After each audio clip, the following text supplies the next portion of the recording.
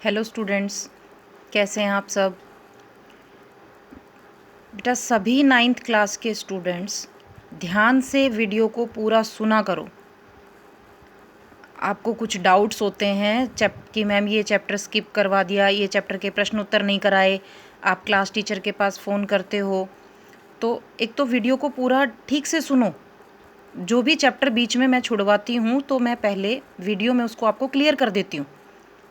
हमने क्षितिज के अभी तक 4 चैप्टर किए हैं। पहला 2 बैलों की कथा, दूसरा ल्हासा की ओर, तीसरा चैप्टर था उपभोक्तावाद की संस्कृति। वो मैंने आपको छुड़वाया है क्योंकि वो आपके सिलेबस में नहीं है। जब मैंने वो चैप्टर स्किप कराया था तब भी वीडियो में पहले आपको बोला था कि ये चैप्टर हमारे सिलेबस में नहीं है। फिर मैंने पार्ट 4 सांवले सपनों की याद और पार्ट 5 आपको नाना साहब की पुत्री देवी मैना करवाया था। कुछ बच्चों को डाउट था कि मैम ने पार्ट 3 नहीं करवाया, पार्ट 3 नहीं करवाया। तो बेटा ध्यान से वीडियो को सुनो। मैं वीडियो में आपको पहले ही हर चैप्टर क्लियर करती हूँ। और अभी कुछ स्टूडेंट्स के पास पार्ट 2 ल्हासा की ओर के प्रश्न उत्तर नहीं पहुँचे। कुछ बच्चों का कहना है कि उनके पास पीडीएफ में सेकंड चैप्टर नहीं आया। तो ध्यान से सुनना, अब आपका हिंदी का काम केवल एवरी सैटरडे को ही आएगा। हिंदी का जितना भी काम होगा वो वीक में एक ही बार आपके पास आएगा, सिर्फ सैटरडे को। तो इस सैटरडे जब आपके पास ये वीडियो आएगी तो आपके पास पार्ट 2 का पीडीएफ भी अगेन सेंड कर दूंगी मैं। ठीक है, सभी बच्चों को बात ध्यान से सुननी है और वीडियो को पूरा सुनना है। तभी कुछ डाउट्स ऐसे होते हैं जो हम वीडियो में आपको क्लियर कर देते हैं। तो ध्यान से पूरी वीडियो को सुनना है। जो चैप्टर स्किप मैं करवाती हूँ उसके लिए मैं आपको पहले ही बता देती हूँ। हमने अब स्टार्ट करते हैं अपना आगे का नया चैप्टर। हमने क्षितिज में 4 पाठ कर लिए हैं। आज हम 5वां पाठ करेंगे। ठीक है, जो हमारा वैसे बुक के अकॉर्डिंग संख्या में पाठ 6 होगा, लेकिन हमारे सीक्वेंस में पाठ 5 है। पाठ 5 है हमारा प्रेमचंद के फटे जूते। ये पाठ आप पहले भी शायद किसी छोटी क्लास में भी 5th 7th 8th में भी आ जाता है ये चैप्टर कभी कभी, तो वहाँ भी थोड़ा बहुत आप पढ़ चुके होंगे। इस पाठ के लेखक हैं हरिशंकर परसाई। ध्यान देना है सबने। प्रेमचंद जी स्वयं एक बहुत बड़े लेखक, नाटककार, उपन्यास सम्राट की इन्हें उपाधि मिली हुई है, किंतु इस पाठ को प्रेमचंद जी ने नहीं बल्कि हरिशंकर परसाई जी ने एक निबंध के रूप में हमारे सामने प्रस्तुत किया है। इस पाठ के लेखक हरिशंकर परसाई हैं। ये पाठ एक निबंध है जो उन्होंने प्रेमचंद जी के विषय में हमारे सामने लिखकर प्रस्तुत किया है। लेखक हरिशंकर परसाई ने प्रेमचंद जी के विषय में जो उनके विचार हैं, वो विचार और प्रेमचंद जी के जीवन से हमें उन्हीं के जैसा बनने की एक प्रेरणा दी है, उसे प्रेरित करने के लिए ये पाठ उन्होंने प्रस्तुत किया है। इस पाठ में लेखक हरिशंकर परसाई ने प्रेमचंद जी के माध्यम से उन्हीं के जैसा सादगी और सरल जीवन जीने की शिक्षा हमें देना चाहते हैं। वो कि हमें भी प्रेमचंद जी की तरह सरल और सादा जीवन जीना चाहिए। दिखावटीपन या दिखावा को नहीं करना चाहिए, ऐसा उन्होंने प्रेमचंद जी के व्यक्तित्व के माध्यम से हमारे सामने प्रस्तुत किया है। मैं इस पाठ का सारांश आपको पहले समझा देती हूँ, बाद में मैं आपको पाठ पढ़ाऊँगी।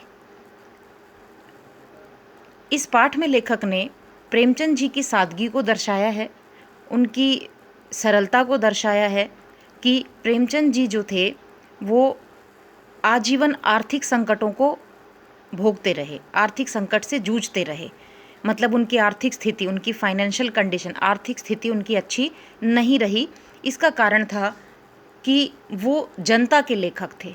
जनता के लेखक मतलब उन्होंने कभी भी किसी राजा महाराजा या कुछ मतलब प्रसिद्ध राजनीतिज्ञ ऐसे लोगों का राजकवि बनना स्वीकार नहीं किया। ये जनता के लेखक थे, यानी कि इन्होंने गरीब जनता को समर्पित करके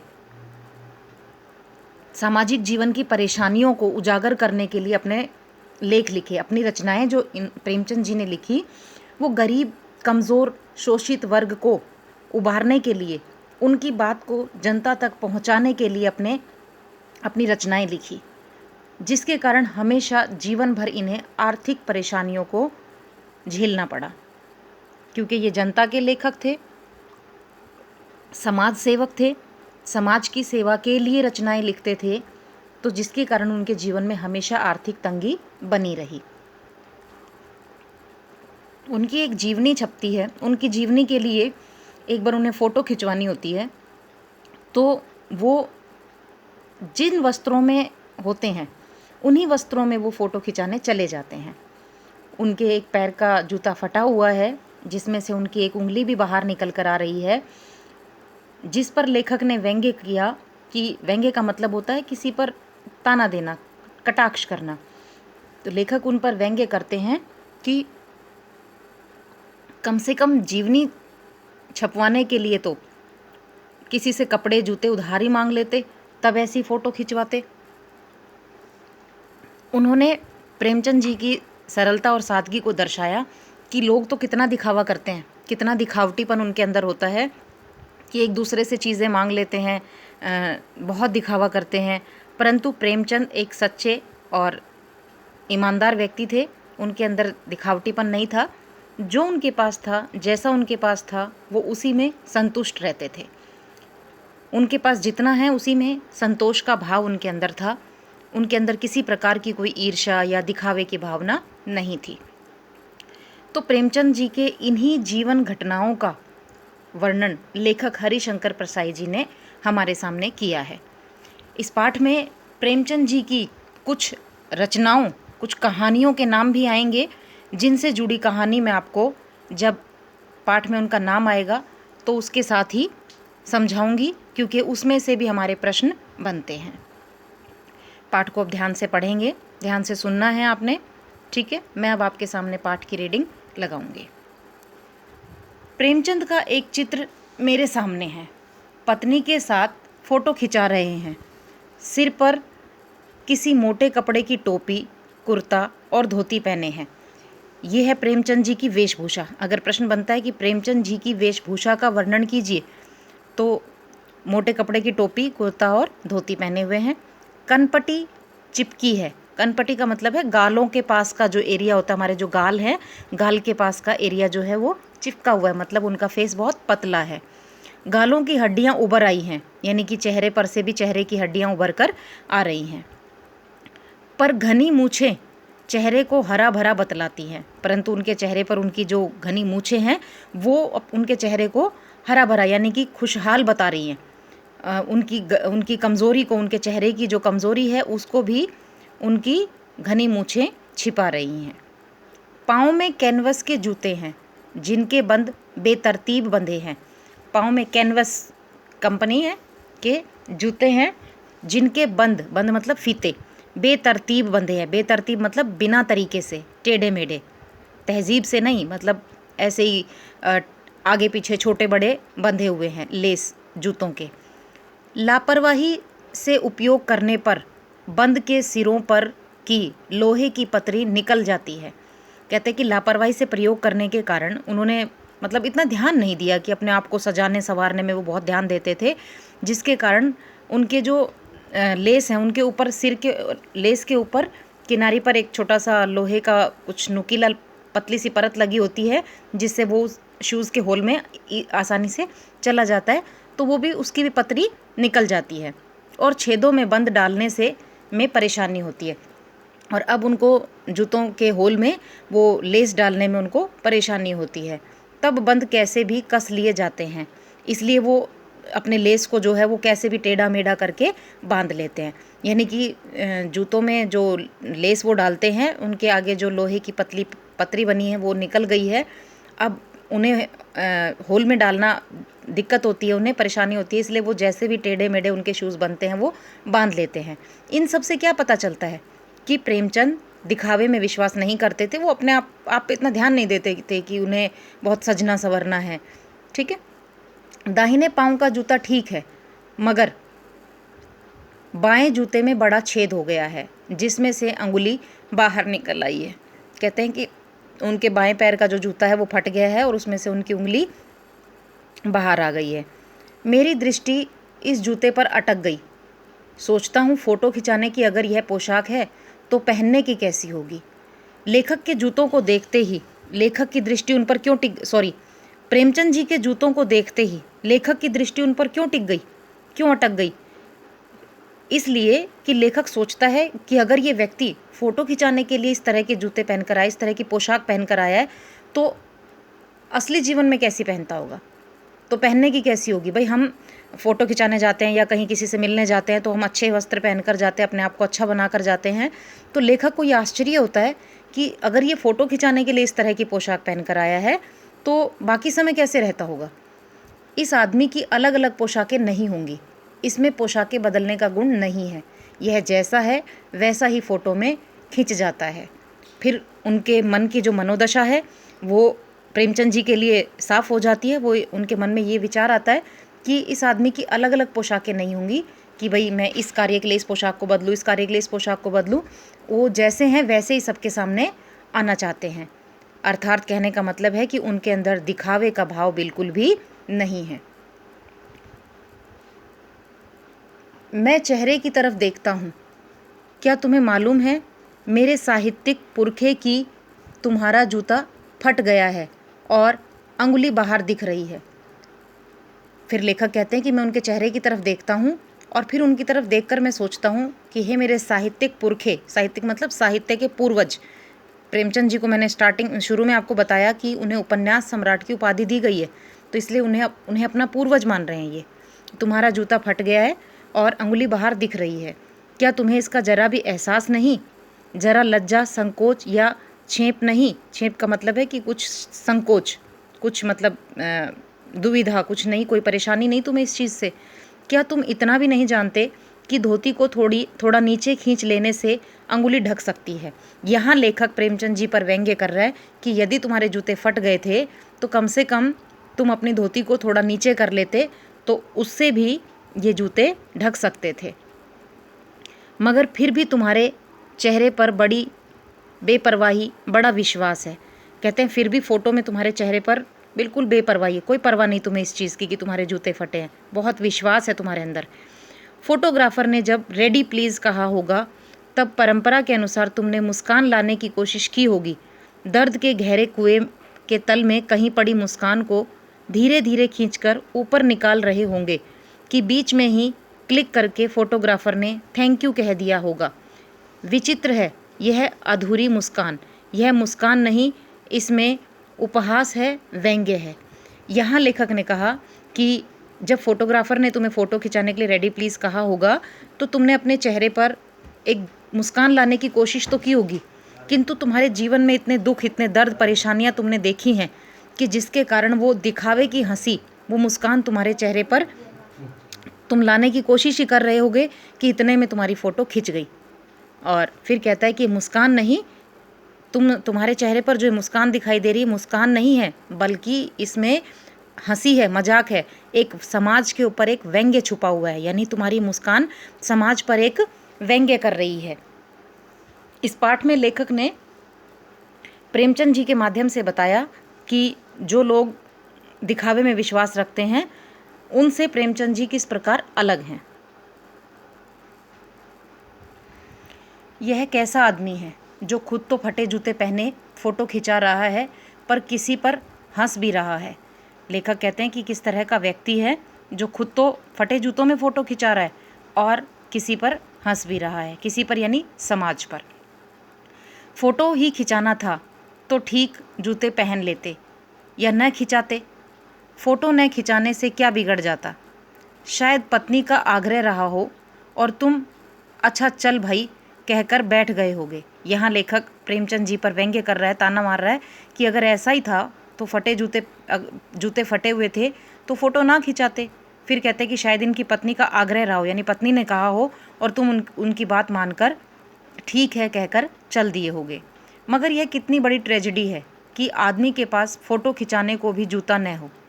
मैं तुम्हारी यह फ़ोटो देखते देखते तुम्हारे कलेश को अपने भीतर महसूस करके जैसे रो पड़ता हूँ, मगर तुम्हारी आंखों का यह तीखा दर्द भरा व्यंग्य मुझे एकदम रोक देता है। लेखक कहता है कि कितनी बड़ी ट्रेजेडी है, कितने दुख की बात है कि आदमी के पास फ़ोटो खिंचाने के लिए भी जूते नहीं हैं। और तुम्हारी फ़ोटो देखते देख तुम्हारी इस परेशानी को देखकर मेरे अंदर भी मुझे रोने का भाव आ रहा है, और मेरी आंखों का यह तीखा दर्द दर्द भरा व्यंग्य मुझे एकदम रोक देता है। परंतु मतलब मेरी आंखों में जो ये दर्द है ये तुम पर व्यंग्य लगेगा, इसलिए मुझे रोक देता है। तुम फ़ोटो का महत्व नहीं समझते होते तो किसी से फ़ोटो खिंचाने के लिए जूते मांग लेते। लोग तो मांगे के कोट से वर दिखाई करते हैं। कहते हैं कि अगर इतना भी था तो किसी से जूते मांग लेते। लोग तो कोट उधार मांगकर वर दिखाई यानी कि जो शादी ब्याह का काम है वो भी करते हैं, और मांगे की मोटर से बारात निकालते हैं। फ़ोटो खिंचाने के लिए तो बीवी तक मांग ली जाती है, तुमसे जूते ही मांगते नहीं बने। तुम फ़ोटो का महत्व नहीं जानते। लोग तो इस इत्र चुपड़कर फ़ोटो खिंचाते हैं जिससे फ़ोटो में खुशबू आ जाए। गंदे से गंदे आदमी की फ़ोटो भी खुशबू देती है। प्रेमचंद जी के विषय में लेखक के विचार हैं ये कि यदि तुम्हें फ़ोटो खिंचानी थी तो तुम किसी से जूते मांग लेते। लोग तो फ़ोटो खिंचाने के लिए कितना कुछ करते हैं। फ़ोटो में भी खिंचाने आते हैं तो इत्र यानी कि परफ्यूम छिड़क कर आते हैं कि जैसे फ़ोटो में से भी खुशबू आएगी, और एक तुम हो जो फटे जूतों में फ़ोटो खिंचाने के लिए चले आए हो। टोपी 8 आने में मिल जाती है, और जूते उस ज़माने में भी 5 रुपये से कम क्या मिलते होंगे। कहते हैं कि टोपी की कीमत कम है, 8 आने में यानी 50 पैसे में मिल जाती होगी, और जूते उस ज़माने में भी 5 रुपये से कम क्या मिलते होंगे। जूतों की कीमत ज़्यादा है, टोपी की कीमत कम है। जूता हमेशा टोपी से कीमती रहा है, यानी कि जूते की कीमत तो हमेशा टोपी से ज़्यादा रहती है। अब तो जूते की कीमत और बढ़ गई है, और एक जूते पर 2500 टोपियाँ निछावर होती हैं। अब यहाँ लेखक ने एक व्यंग्य किया है समाज पर कि जूता बेशक हमेशा टोपी से कीमती रहा है। यहाँ उन्होंने टोपी को सम्मान का प्रतीक माना है और जूते को शक्ति का प्रतीक माना है। उन्होंने कहा कि टोपी बेशक कम पैसे में आती है किंतु सम्मान का प्रतीक है, सर पर ही धारण की जाती है। जूता कितना भी कीमती हो, सर पे नहीं रखा जाता, पाँव में ही पहना जाता है। और कहते हैं कि अब तो जूते की कीमत और बढ़ गई, यानी अब तो शक्तिशाली लोगों की शक्ति और बढ़ गई है। एक जूते पर 2500 टोपियाँ न्यौछावर होती हैं, यानी कि एक शक्तिशाली व्यक्ति के सामने 2500 सम्मानीय व्यक्तियों के सर भी झुक जाते हैं।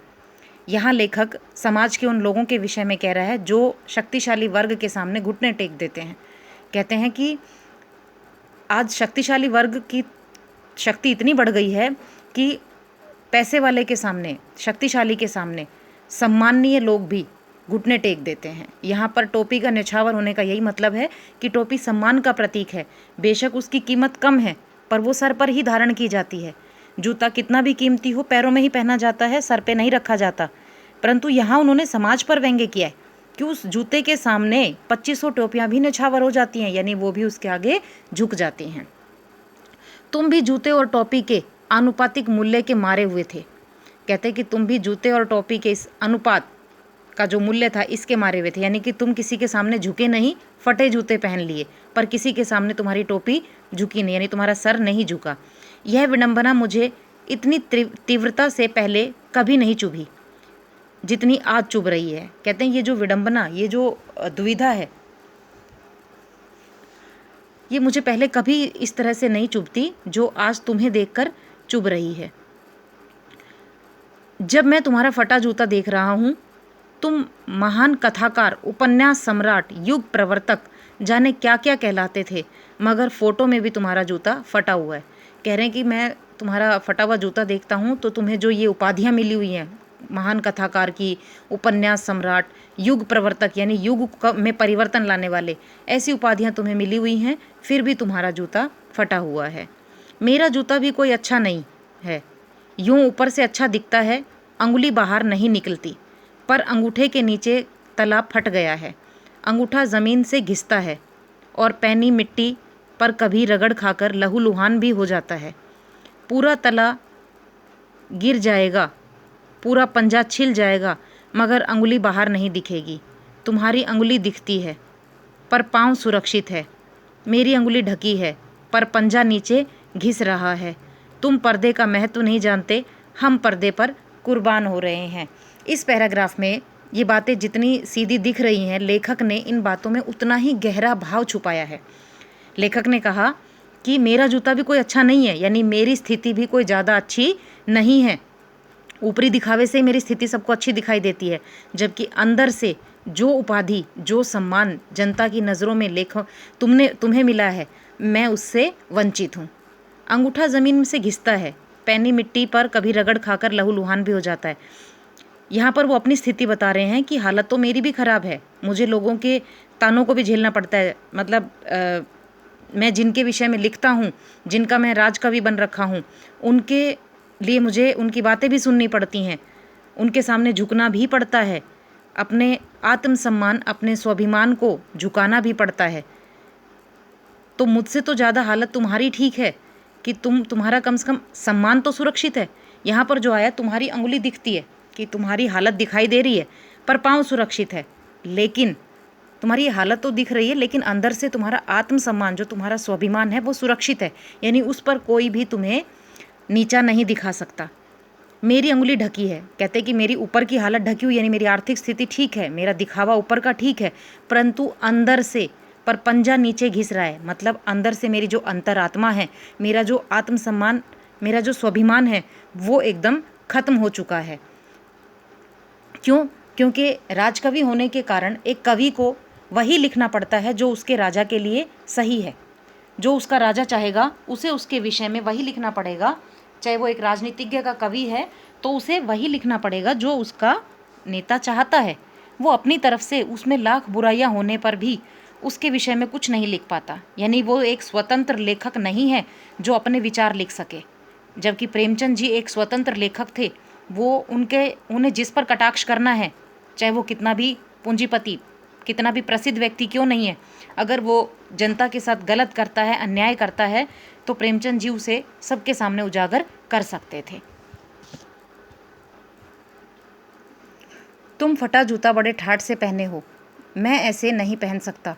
फ़ोटो तो ज़िंदगी भर इस तरह नहीं खिंचाऊँ, चाहे कोई जीवनी बिना फ़ोटो के ही छाप दे। कहते हैं कि तुमने तो बड़े ठाठ से फटे जूते को पहन लिया, बड़े सम्मान से, परंतु मैं ऐसा कभी नहीं करूँगा, चाहे कोई जीवनी मेरी बिना फ़ोटो के ही छप जाए। तुम्हारी यह व्यंग्य मुस्कान मेरे हौसले परस्त कर देती है। क्या मतलब है इसका? कौन सी मुस्कान है ये? कहते हैं तुम जो ये तुम्हारे चेहरे पर व्यंग्य भरी मुस्कान है, ये मेरे हौसलों को हरा देती है। मतलब क्या है तुम्हारी इस हंसी का? क्या होरी का गोदान हो गया? ये प्रेमचंद जी की रचनाओं के नाम आ रहे हैं। होरी प्रेमचंद जी का उपन्यास है गोदान, और इस गोदान उपन्यास का पात्र है होरी, जो गाय का दान करने के लिए अपना सब कुछ बलिदान कर देता है। ठीक है, जब कभी हम क्लास में होंगे तो मैं डिटेल में इसकी सारी स्टोरी आपको बताऊंगी, गोदान की क्या स्टोरी थी। अभी मैं आपको इतना बता रही हूँ कि ये प्रेमचंद जी की रचनाएं हैं जिनके पात्रों के नाम इसमें दिए गए हैं। तो गोदान जो इनका उपन्यास है, उसमें होरी इसका पात्र है। क्या पूस की रात में नील गाय हल्कू का खेत चर गई। पूस की रात प्रेमचंद जी की कहानी है, जिसमें हल्कू नाम का किसान है, वो पूरी रात अपने खेत की देखभाल करता है, लेकिन फिर भी नील गाय आकर उसका खेत चर जाती है। क्या सुजान भगत का लड़का मर गया क्योंकि डॉक्टर क्लब छोड़कर नहीं आ सकते थे। ये प्रेमचंद जी की एक और कहानी है, जिसमें एक व्यक्ति है सुजान भगत, उसका लड़का बहुत बीमार होता है, वो डॉक्टर को बुलाने जाता है, लेकिन डॉक्टर अपनी क्लब की पार्टी छोड़कर नहीं आता, जिसके कारण उसके बेटे की मृत्यु हो जाती है। नहीं, मुझे लगता है माधो औरत के कफन के चंदे की शराब पी गया, वही मुस्कान मालूम होती है। ये इनकी एक और कहानी है कफन, जिसमें माधो नाम का एक शराबी व्यक्ति होता है, जो अपनी औरत, उसकी पत्नी मर जाती है, तो चंदे में उसके पास उसके कफन के लिए भी पैसे नहीं होते, तो सब लोग उसे चंदा इकट्ठा कर देते हैं पैसे, और वो उन कफन के पैसों की भी शराब पी जाता है। तो लेखक ने इन सभी कहानियों का, इनकी रचनाओं का जिक्र इसमें किया कि क्या तुम्हें उन सारी घटनाओं को देखकर उस पर मुस्कान आ रही है तुम्हारी। मैं तुम्हारा जूता फिर देखता हूँ कैसे फट गया। यह मेरी जनता के लेखक क्या बहुत चक्कर काटते रहे। लेखक कहते हैं कि मैं फिर से देखता हूँ कि तुम्हारा जूता कैसे फट गया, क्योंकि तुम जनता के लेखक थे। क्या बनिए के तकादे से बचने के लिए मील 2 मील का चक्कर लगाकर घर लौटते थे? कहते हैं कि क्या तुमने बहुत चक्कर काटे हैं जिसके कारण तुम्हारा जूता फट गया? यानी कि आर्थिक तंगी के कारण बनिए के तकादे, मतलब जो तुम्हारा दुकानदार है उसकी जल्दबाजी के वो अपने पैसों की जल्दबाजी करता है, तो उससे बचने के लिए तुम अपने घर का लंबा चक्कर लगाकर घर लौटते थे। चक्कर लगाने से जूता फटता नहीं, घिस जाता है। कहते हैं कि चक्कर लगाने से जूता फटता नहीं बल्कि घिस जाता है। कुंभन दास का जूता भी फतेहपुर सीकरी आने जाने में घिस गया था। उसे बड़ा पछतावा हुआ था। उसने कहा, आवत जात पनिया घिस गई, बिसर गयो हरि नाम। सबसे पहला प्रश्न यहाँ पर बनता है, कुंभन दास कौन थे? इस पाठ में ये प्रश्न बहुत बार रिपीट होता है कि कुंभन दास कौन थे। तो पहले मैं इसी का आंसर आपको बता दूं कि कुंभन दास एक कृष्ण भक्त कवि थे जो फतेहपुर सीकरी राजा के दरबार में उनके राजकवि थे। फतेहपुर सीकरी में राजा के राजकवि थे, तो वहाँ पर आने जाने में, राजा के दरबार में आने जाने में, अपनी जो है कार्य करने में ही उनका पूरा जीवन बीत गया। और वो कृष्ण भक्त होकर भी कृष्ण का नाम लेने का उन्हें समय नहीं मिल पाया, जिसके कारण उन्हें अंत में बहुत पछतावा हुआ। और उन्होंने कहा, आवत जात पनिया घिस गई, बिसर गयो हरि नाम, कि आते जाते आने जाने में ही जूते घिस गए और मैं हरि का नाम लेना भूल गया। बिसर गयो मतलब भूल गया। राज दरबार में आने जाने में मेरा जीवन पूरा बीत गया और मैं भगवान का नाम लेना भूल गया। तो प्रश्न बनता है, कुंभन दास कौन थे? कुंभन दास एक कृष्ण भक्त कवि थे। और ऐसे बुलाकर देने वालों के लिए कहा था, जिनके देखे दुख उपजत है, तिनको करबो परे सलाम, कि जिनको देखकर दुख उपजता है हमारे मन में, उनको हमें सलाम करना चाहिए। चलने से जूता घिसता है, फटता नहीं। तुम्हारा जूता कैसे फट गया? मुझे लगता है तुम किसी सख्त चीज़ को ठोकर मारते रहे। कोई चीज़ को जो परत पर परत सदियों से जम गई है, उसे शायद तुमने ठोकर मार मार कर अपना जूता फाड़ लिया। यहाँ सख्त चीज़ का मतलब है कि किसी ऐसी सख्त सामाजिक बुराई को ख़त्म करने का तुमने लगातार प्रयास किया है, जिस बुराई से लड़ते लड़ते तुम्हारे जूते फट गए हैं। कोई टीला जो रास्ते में खड़ा हो गया था, उस पर तुमने अपना जूता आजमाया। यहाँ टीले का मतलब है रुकावट, कि कोई समाज में ऐसी कोई बहुत सदियों से चली आ रही कोई प्रथा, कोई ऐसी सदियों से चली आ रही कोई ऐसी मान्यताएं थी जिनको तुमने समाप्त करने के लिए, जिनको ख़त्म करने के लिए समाज से तुम लड़ते रहे। और कोई ऐसा टीला, कोई ऐसी रुकावट तुम्हारे जीवन में आई जिससे तुमने लगातार संघर्ष किया और जिसके कारण तुम्हारा जूता फट गया। जूता फटने का मतलब है तुम्हारी आर्थिक स्थिति खराब हुई। तुम उसे बचाकर उसके बगल से भी तो निकल सकते थे। टीलों से समझौता भी तो हो जाता है। सभी नदियाँ पहाड़ थोड़े ही फोड़ती हैं, कोई रास्ता बदलकर घूमकर भी तो चली जाती है। यहाँ लेखक कहते हैं कि तुम उस टीले से बचकर भी तो निकल सकते थे, यानी तुम उस बुराई से तुम भी तो समझौता कर सकते थे। टीलों से समझौता भी तो हो जाता है। यहाँ था कि समाज में जो बुराई फैली थी, जो भी था जिससे तुम संघर्ष कर रहे थे, तुम उससे समझौता कर लेते, जिस तरह पूरा समाज रह रहा था। सभी नदियाँ पहाड़ थोड़े ही फोड़ती हैं, इसका मतलब है कि हर नदी इतनी शक्तिशाली नहीं होती जो पहाड़ों को फोड़कर अपना रास्ता बना ले। कुछ नदियाँ ऐसी भी होती हैं जो घूमकर अपना रास्ता ही बदल लेती हैं। नदियाँ पहाड़ों से निकलती हैं, कुछ नदियाँ शक्तिशाली होती हैं जो पहाड़ को चीर कर भी अपना रास्ता बना लेती हैं। कुछ ऐसी भी होती हैं जो पहाड़ों से, पत्थरों से टकराकर अपना रास्ता बदल लेती हैं। तो यहाँ भी लेखक वही बात कह रहे हैं कि तुम उस बुराई से बचकर भी तो निकल सकते थे, बजाय इसको ख़त्म करने का प्रयास करते। तुम समझौता नहीं कर सके। क्या तुम्हारी भी वही कमज़ोरी थी जो होरी को ले डूबी? वही नेम धर्म वाली कमज़ोरी। कहते हैं कि तुमने समझौता नहीं किया क्योंकि तुम्हारी भी कमज़ोरी वही थी जो गोदान में होरी की थी, वही नियम और धर्म वाली। उसने अपने धर्म को नहीं छोड़ा, बेशक खुद लुट गया। नेम धर्म उसकी भी जंजीर थी, मगर तुम जिस तरह मुस्कुरा रहे हो उससे लगता है शायद नेम धर्म तुम्हारा बंधन नहीं था, तुम्हारी मुक्ति थी। पर कहता है जिस तरह तुम्हारे चेहरे पर मुस्कान है, उसे देखकर लगता है कि नेम धर्म तुम्हारा बंधन नहीं, बल्कि तुम्हारे लिए तुम उससे मुक्त थे। तुम्हारी यह पाँव की अंगुली मुझे संकेत करती सी लगती है, जिसे तुम घृणित समझते हो, उसकी तरफ हाथ की नहीं, पाँव की अंगुली से इशारा करते हो। तुम क्या उसकी तरफ इशारा कर रहे हो जिसे ठोकर मारते मारते तुमने जूता फाड़ लिया। कहते हैं कि जिसे हम घृणित समझते हैं, जिसे हम सम्मान का पात्र नहीं समझते, उसकी तरफ हम हाथ की नहीं बल्कि पाँव की उंगली से इशारा करते हैं। मैं समझता हूँ, तुम्हारी उंगली का इशारा भी समझता हूँ और यह व्यंग्य मुस्कान भी समझता हूँ। तुम मुझ पर या हम सभी पर हंस रहे हो, उन पर जो अंगुली छिपाए और तलवा घिसाए चले रहे हैं, उन पर जो टीले को बरकरार बाजू से निकल रहे हैं। तुम कह रहे हो मैंने तो ठोकर मार मार कर जूता फाड़ लिया, अंगुली बाहर निकल आई पर पाँव बच रहा है और मैं चलता रहा, मगर तुम अंगुली को ढांकने की चिंता में तलवे का नाश कर रहे हो, तुम चलोगे कैसे।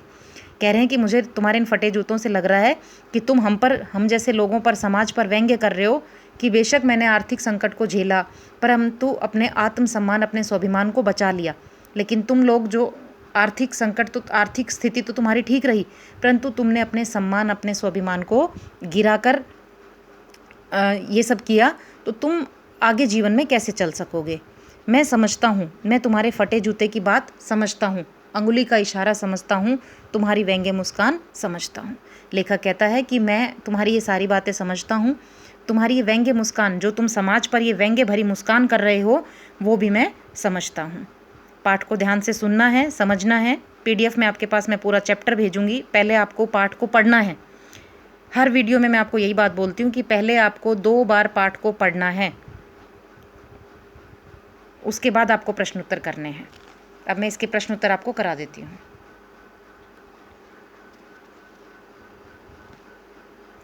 पहला प्रश्न है, हरिशंकर परसाई ने प्रेमचंद जी का जो शब्द चित्र हमारे सामने प्रस्तुत किया है, उससे प्रेमचंद के व्यक्तित्व की कौन सी विशेषताएं उभर कर आती हैं।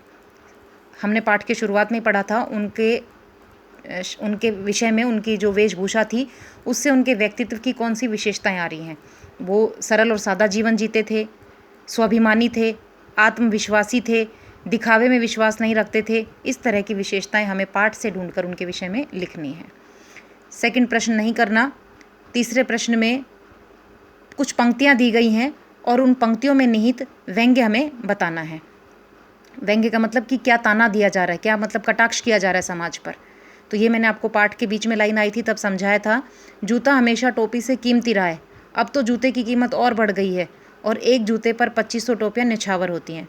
कि जूते की कीमत तो हमेशा टोपी से ज़्यादा रही है और अब तो जूते की कीमत, यानी अब शक्तिशाली लोगों की ताकत और भी बढ़ गई है और एक जूते पर 2500 टोपियाँ, यानी कि सामान्य व्यक्ति भी शक्ति के आगे झुकने को तैयार हो जाते हैं। सेकंड है, तुम पर्दे का महत्व नहीं जानते, हम पर्दे पर कुर्बान हो रहे हैं। यहाँ लेखक कहता है प्रेमचंद जी से कि तुम पर्दे का महत्व ही नहीं जानते और हम हैं कि दिखावे में, पर्दे पर दिखावा करने में, उसी में पूरा जीवन कुर्बान कर देते हैं। तीसरा है, जिसे तुम घृणित समझते हो उसकी तरफ हाथ की नहीं पाँव की उंगली से इशारा करते हो। इसमें लेखक कहते हैं कि तुम जिन्हें सम्मान के योग्य नहीं समझते, उनकी तरफ अपनी हाथ की नहीं बल्कि व्यंग्य के रूप में अपनी पाँव की उंगली से इशारा करते हो। प्रश्न नंबर 4 नहीं करना। प्रश्न 5 भी नहीं करना और प्रश्न नंबर 6 करना है। पाठ में टीले शब्द का प्रयोग किन संदर्भों को इंगित करने के लिए किया गया है। तो पाठ में टीले शब्द का प्रयोग समाज में फैली बुराइयों और उन बुराइयों को ख़त्म करने के लिए जो संघर्ष किया जाता है, तो उनके बीच में जो रुकावट आती हैं, उन रुकावटों का प्रतीक है। PDF में आपको पूरा चैप्टर मिलेगा, पाठ के प्रश्न उत्तर मिलेंगे। अभ्यास के प्रश्नों के अलावा कुछ एक्स्ट्रा प्रश्न भी हैं, वो आपको करने हैं, क्योंकि इस पाठ में अभ्यास के तो केवल 4 ही प्रश्न हैं, तो हमें कुछ एक्स्ट्रा प्रश्न हैं वो भी करने हैं। फोटो में जिस क्वेश्चन पर क्रॉस लगा होगा वो आपको नहीं करना, जिस पर टिक लगा होगा वही आपको करना है। क्लियर? सभी को वीडियो पूरी सुनकर ध्यान से बात को सुना करो कि जो क्वेश्चंस आपके पास PDF में आएंगे उसमें जिन क्वेश्चंस पर कट लगा हुआ है, क्रॉस लगा हुआ है, वो नहीं करने, केवल जिन क्वेश्चंस पर टिक होगा एक्स्ट्रा क्वेश्चन में वही आपको करने हैं। धन्यवाद बच्चों।